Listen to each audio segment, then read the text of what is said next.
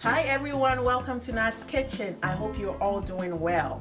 Today I have on the menu a green juice which can serve as a breakfast juice for you or a lunch one, whichever way you prefer. Without wasting much time, let's just get into the ingredients.